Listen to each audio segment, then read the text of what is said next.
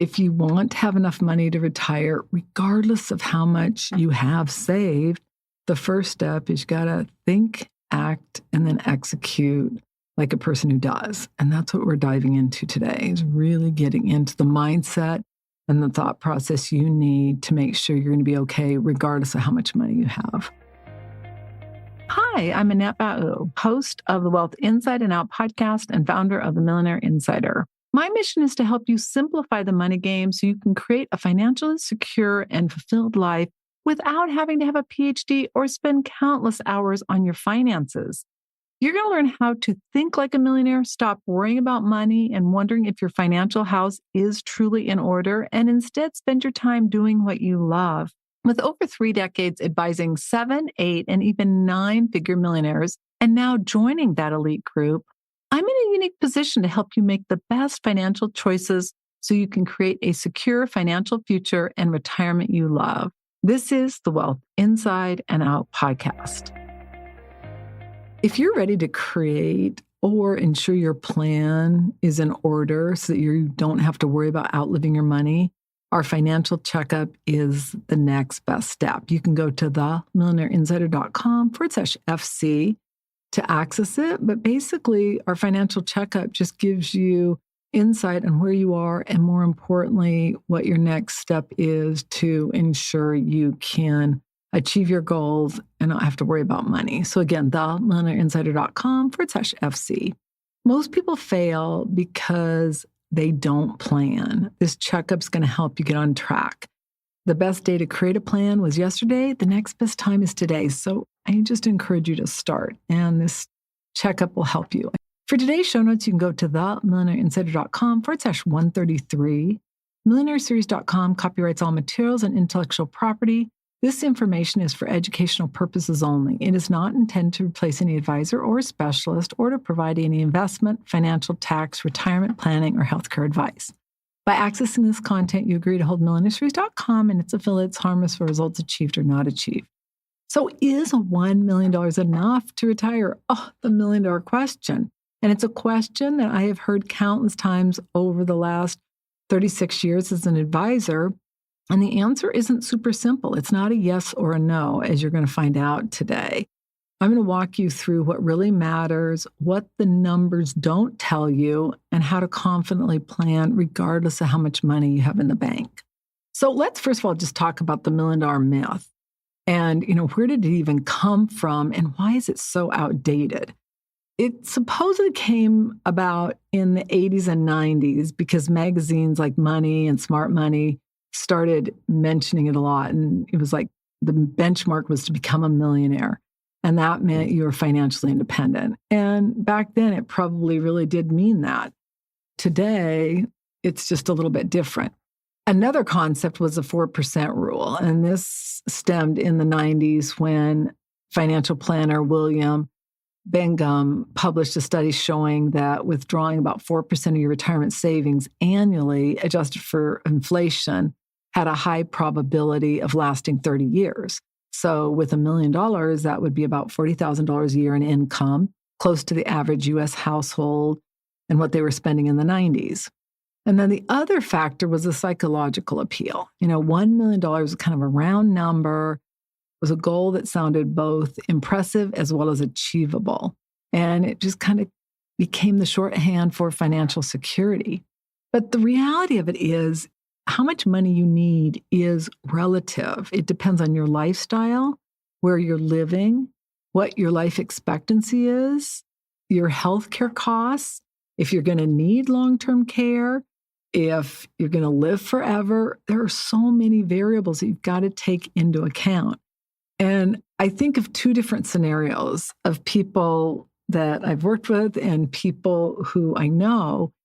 One had probably about 600,000 or 700,000, and they were just thriving. They had an amazing life. They had more income than they needed, and it was just unbelievable. The other one had almost 3 million, and they were constantly stressed. I thought I was going to get an ulcer just by hearing their conversations, constantly fighting about money, never having enough, never having what they wanted. I mean, it was just so fascinating to look at the 2 different scenarios one who happened to be single and was loving life and everything was great. And the other one, they were married, but they had a lot more money, not only in Social Security, but also in money saved. And it was just a constant struggle. So the reality of it is that $1 million is not the magic number. The magic number is more your mindset, more your actions, more what fills your soul. And for some people, it's spending money, it's looking like they have money, whereas other people are much more satisfied, feeling content, being able to do the things they want with the people they love and not so concerned about what it looks like out there. I think the biggest takeaway is it's not about how much money you have, it's about how your money supports your life. And you get really clear on what really matters. It's easy to say that money doesn't matter, especially when you don't have any, because money does matter. But it's also so interesting that when you don't have money, you think all those things out there are going to be what's going to bring you happiness, when in reality, the things that bring you happiness once you have money, sure. I mean, taking your family on a wonderful vacation and being able to interact with them and have this wonderful trip or this wonderful meal or whatever it may be, sure, that can be amazing, but it's not necessarily the end all be all. And one of the things me and my husband have recently said is that it is so enjoyable when we go on a vacation by ourselves without our kids, because it just seems that, you go somewhere and, one person wants to do this and one person wants to do that. And it's this, that, or the other thing. Now, we have found that all-inclusives can be really good, where there's 7 different options as far as food. There's all these different options as far as entertainment. But again, you got to figure out what works with your family. But just know that money is not the end all be all. Sure, it matters. And yes, a life with money is so much better than one without. But you got to have perspective of the bigger picture. All right. Some key questions that you want to ask before determining if $1 million is enough. So the first one is, what does your ideal retirement look like? What do you do? For me, it would be meditation in the morning. It would probably be going to my infrared sauna and my eucalyptus sauna. It would be going on my 3-mile hike. Now, these are more things that I do up at my cabin, but these are things that fill my soul. I would do my yoga, which I do restorative yin and then kundalini. I would just kind of sit out back, have a cup of decaf, and maybe read a little bit, have my shake sometime around 11 to 1, and probably then, work on my podcast and blog, and then just, kind of hang out a little bit, get ready for dinner, and, spend some time with my husband, my family before going to bed. I mean, there's not a lot in there that costs a lot of money. And that's what's funny, is that when you don't have it, you think it's going to be all this travel and all this fun stuff. I'm not saying that you can't do that. I mean, we just got back last night from La Jolla. We had a wonderful time. It was so fun. And we just went over there. I had an eye procedure done and I had to go have it checked on. And so we decided to just make a weekend of it. And we went over there. We had a wonderful time and we just sort of hung out. We had some really good dinners. We went on a lot of walks on the beach. I went and saw Peter Link, I believe is his name. He's a photographer I just absolutely love. And I'm actually thinking about buying one of his pictures. Now, okay, I will say this much. All right, this is so funny because I say money doesn't matter. So we were walking back from the beach and we missed our turn. So where we were staying, we had a nice little ocean view, but where we were staying, you could walk up these stairs and get up to our hotel. Well, we missed it. So we went all the way around and then we came all the way up the street. So this woman said, "Oh, hi, here's some cream." So I took it, thank you. And then she's like, "Is there any area on your face that you would like improved?" I'm like, "Yeah, the wrinkles around my eyes. I don't really like to do injections or things like that." So it's like, "Oh, come on in." I'm like, that was your first clue, right?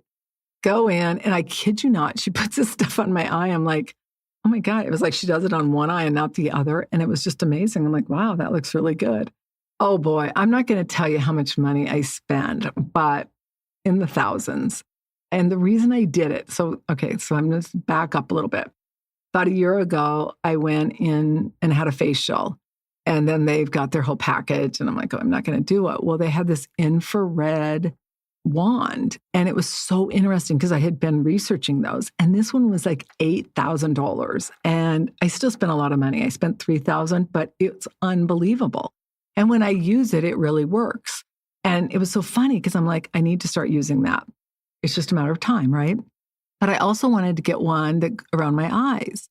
And I've been researching so much about it. Well, they had a little one, but then they have this serum that literally, like, she just connected the dots with the place I go and what I need to be doing. And so I'm like, hey, I'm willing to spend this much money. It's a lot cheaper than going and getting plastic surgery or something along those lines. So it did cost several $1,000s, but it was one of those things where I felt good about it. My husband's like, oh, this is great. Their facials are like $325 each. We got 4 of those for free. So we did 2 of those the following morning. And now, granted, that's something that, if you have money, you can afford to do, and it's not going to impact your life. That's an example of how money matters. So again, most of the things when I think about doing are not including spending money, although a Peter Lynch or whatever his last name is going to be very expensive. But I love his work. He's got such an interesting business model. But I absolutely love his work. And at some point, I will buy one of those pictures. And I was laughing because the woman goes, come in the gallery. And they have these little sitting rooms. I go, the last time I did that, I was in Maui, and it was a Thomas Kincaid. And I walked out with a $5,000 piece of art. And she started laughing because what they do is they dim the lights and it lights up. I have one of those pictures above my fireplace, and it's incredible. We have not put the right light in, but when you dim it, it is incredible. The lights light up, and it's of Lombardy Street, the one I have. But this photographer does the same thing. It's unbelievable. And he has a special treatment on his pictures where they can get, I believe it's like up to 220 degrees. It's like they can withstand freezing temperatures, super hot temperatures. They last forever. So anyway, on a side note, but the point being is when you have money, you can afford that. However, for some people, that's what dictates their life and their happiness is buying those things. For me, it's just being able to have that space, the peace of mind, being around the people I love. So I just think it's really important that you get clear on that. For some of you, you want to be traveling more, dining out, entertaining, hiking, yoga, home-cooked meals with family, or maybe even being able to buy and splurge on face products or on art or things like that. How much money do you plan to spend monthly and what on? You want to separate out the need-based expenses from the want-based expenses. And then you got to look at your income sources. How much money you're going to have from Social Security, from your pension, from annuities, from real estate. How long are you going to need the money to last? Longevity planning is probably your biggest risk. And you can look at how long your heirs have lived and then how your health is compared to them. Now, if your health is better and you take better care of yourself, then it's probably less relevant about your heirs' health. But there's also a lot of genetic testing you can do to really kind of get an idea of your health. And then you got to make sure you account for inflation, taxes, and the cost of healthcare and long-term care. Those are major issues that a lot of people forget to factor in. All right, let's look at the real risk, and that's running out of money. Why people with over $1 million still fear running out of money is because it's a definite potential. You have unplanned healthcare costs. It can be devastating. One of the reasons I'm so concerned about the cuts to Medicaid and the hospital shutting down is the fact that it's going to be devastating for a lot of people. It's always kind of been a safety net, but they start chipping away at those foundational pieces. It's terrifying. And I was just on the call with an attorney who we have a mutual client, and we were having a conversation about the concern of Medicaid cuts. She was saying, there are just so many people that the way they're getting their news, they're not even aware of what's going on. So if that's you, I encourage you guys got to pay attention. Unless you've got so much money, you don't care. It is a problem. And I just don't like to see these cuts, especially being made to where they're impacting people that are really, truly working hard and doing their best. I understand if people are freeloading, that's one thing, but a lot of these cuts are not those people. And then you got to look at the emotional impact of uncertainty. You want to remove that as much as you can. You got to calculate that retirement number, as I just mentioned, and that's where you determine your need-based expenses, which is your shelter, utilities, insurance. Streaming services are not a need-based expense. I always see those added to the need-based expense. I'm like, sorry. And then look at your want-based expenses. That'd be streaming services, entertainment, travel, food, things like that. And women, my friend, you've got to make sure you're paying attention to longevity and especially the rising cost of healthcare because it's going to impact you probably more so than anyone else. Now, if you don't have clarity on your retirement plan or you want to make sure it's in order, you can go to themillionaireinsider.com/RPC and download our retirement plan checklist.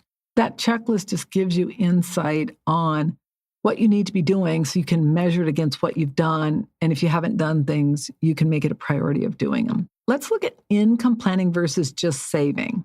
The game changer in all of this about what you can afford to do is the monthly income you can count on, that guaranteed monthly income. And sources of it include Social Security, which I am concerned about. They start cutting Medicaid. They start making it harder to get Medicare. I mean, all you have to do is read Project 2025. And first thing is to cut, just eliminate Social Security. I even heard a clip where, I can't think of his name, but one of the people in charge is talking about how they're trying to privatize it. I'm not for privatizing it for two reasons. Number one, those of us that have the discipline to save are going to save regardless. It's the people that don't have the discipline. Now they don't have the discipline. Now they get into retirement. I mean, who's going to take care of them? So I have a real problem with privatization just for that reason. I mean, maybe if you could prove that you are diligent and you do what you need to do to invest it, that'd be one thing. But unfortunately, most people don't have that. And then pensions, annuities with a guaranteed income. That's typically a lifetime guaranteed income. And then you can also get some income from like passive sources such as rentals, REITs, dividend producing stocks. But you have to remember, those are not guaranteed. So you can't compare those to guaranteed annuities, Social Security, or pensions. Now, how much money will $1 million portfolio generate? Some people say 4%, which for many that may seem too high. Right now, maybe not, but if interest rates go down, for every 3% you get on $1 million, you get $30,000, 4% you get $40,000, 5% you get $50,000. But then you got to factor in taxes and inflation. So you got to be aware of that. Now, a fixed annuity with a guaranteed income rider likely is going to pay you more, but you have to be aware that you could deplete the principal, which means that your heirs are not going to receive that money. That's why you need a plan. Because if you're setting up your retirement properly, what you'll find happens is you take money out and you take it out at the right time. So now the insurance company is funding your retirement. That's the ideal plan, but you got to really look at those numbers and figure out when is the right time. Now, how can you make 1 million or less work for you? So let's look at some options to increase your income if you feel you don't have enough or you're concerned. You can delay retirement. Even 1 year can have a profound impact. Don't take any money on years when the market drops. One of the things that concerns me is when people have that plan and they don't have any other money, that can be problematic. One of the firms that's big motto is they hate annuities. But then when you look into what they're recommending on years where the market drops, you don't take money. Well, that is just crazy. And then when you ask them, what are you going to do if the market drops and, somebody you loses, let's say 60%, 30% 1 year, 30% the next? Oh, well, that could be problematic. Oh, well, that's a good answer. You got to ask the questions to get the answer. You could work part-time or even create a side hustle. You could downsize your home or expenses, or even take on a renter. Now, obviously, if you're a single woman, be careful. And then you want to be really strategic with Roth conversions and tax planning, because that can also really help. A huge tip is to make sure and secure those basic expenses with guaranteed income, and then grow the rest with appropriate investments that you can use to pay for variable, more want-based expenses. That's really important. What to do if you're not yet there? The first thing I just recommend is don't panic. You got to start where you are. The fact that you're even listening to this is a milestone. So give yourself a pat on the back. Get creative. If you saw this kind of like as a fun project and it was not like life or death, you would come up with a lot more creative ideas. And if you get into that panic state where you're in the state of inertia, you want to assess your current assets. That includes income and expenses, and really look at what you really need versus what you want. Prioritize your health, your mindset, and your long-term plan. Hire the right advisor to help you build a strategy, not just sell you a product. You can go to themillionaireinsider.com/support to get support there. Instead of thinking you're behind, you just need to think of the path forward and what you need to do. Oh, I hope that helps. All right, let's conclude here. Bottom line is $1 million may or may not be enough. What matters is that you have a plan that reflects your values, your lifestyle, and your financial goals. Your biggest risk is first, not creating a plan, and secondly, not executing on it. Start with clarity, build your plan, and then stay the course. And again, I encourage you to go and download our financial checkup. You can download it at themillionaireinsider.com/FC. That checkup is just going to give you a gauge. It's going to help you get some clarity and really figure out where you are so that you can determine that next best step. Again, themillionaireinsider.com/FC. Finally, I just want you to know that the key is to just start. Do what you can. We're here to help you. We have so many free resources with our blog and our podcast. I encourage you to access those. You can go to themillionaireinsider.com/blog and access it. And you can go to themillionaireinsider.com/podcast. And then if you're in a position where you have over $250,000 or you're making well over $100,000 and you need an advisor, you can go to themillionaireinsider.com/support. I want to thank you so much for joining me. I'm Annette Ba'u. All international copyrights are reserved. I'll look so forward to seeing you on our next episode. Bye for now.